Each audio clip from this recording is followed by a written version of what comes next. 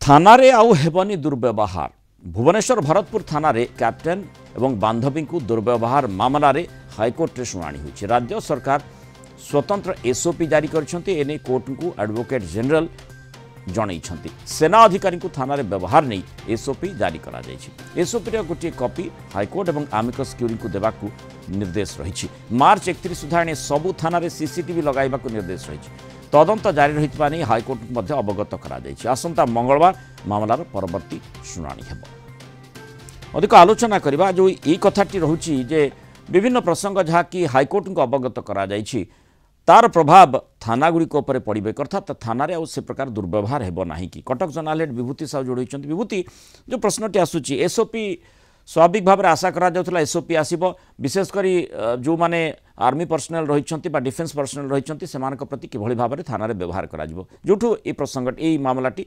प्रारंभ होता।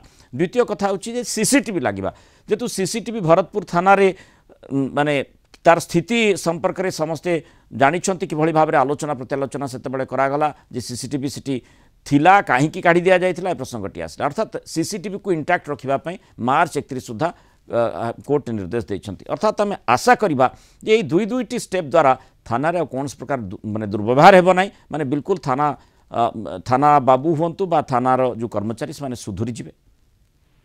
देखो मुनाल जदि आप देखिए आज सब बड़ पदक्षेप गोटे बड़ स्टेप राज्य सरकार गोटे एसओपी आसी थाना जिते डिफेन्स पर्सनेल पहुंचती किभली व्यवहार देखेबे एवं गिरफ्तारी कथा आसो से संपर्क कौन तार एसओपी आसी। प्रथम कथा मु कही रखुची ये एसओपी रे यह ही स्पष्ट होती जे गिरफ्तारी करि परिबे नाही पुलिस ऑफिसर अनलेस अंटिल जदि आर्मी बा डिफेन्स व्यक्ति जनक ऑफिसर हूँ बा कर्मचारी हूँ रेप मर्डर बा किडनैप ये तीनोटी संगीन अपराध रे जदि जड़ित नहांती ताहले तांकु गिरफ्तारी करा जाई पारिबो नाही।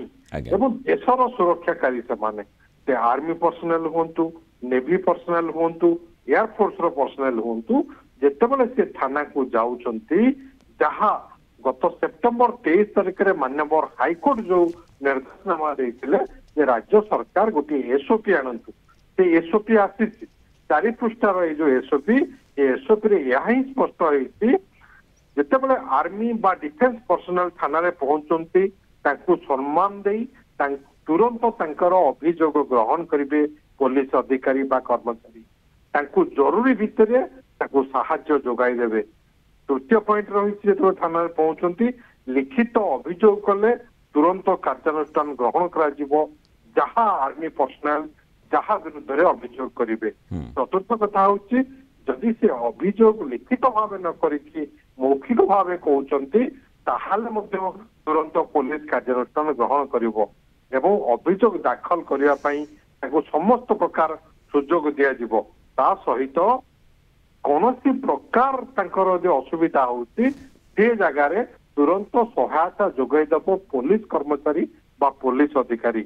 ये जो एसओपी ये आसी जहाँकि गतकाली आसी राज्य सरकार पक्षर जहाँ माननीय मुख्यमंत्री अनुमोदित करछंती एवं ये एसओपी सारा राज्यर पुलिस अधिकारी को दिज्व बा जो भल भाव में जो थाना गुड़िक अच्छी से थाना गुड़ी को जन दिज्व ता सहित तो गिरफ्तारी कथा आसी एसओपी रे स्वतंत्र भाव मेंशन करा जे जो एक्ट रही आर्मी एक्ट 1950 रही नेवी एक्ट 1957 रही एयरफोर्स एक्ट 1950 रही सहित भारतीय नागरिक सुरक्षा संहिता 2023 आसी ये जो आईन गुड़िक अच्छी स्वतंत्र भाव सुरक्षित अच्छा डिफेन्स पर्सनेल माने तेणु थाना अंततः आम आशा करवा जो भली भाव में एसओपी जारी करा कोर्ट को माने हाईकोर्ट को अवगत करा राज्य सरकार पक्ष एडवोकेट जनरल अवगत कराइछन्ति। अंततः जो माने आर्मी पर्सनेल रही कौन भी डिफेन्स पर्सनेल रही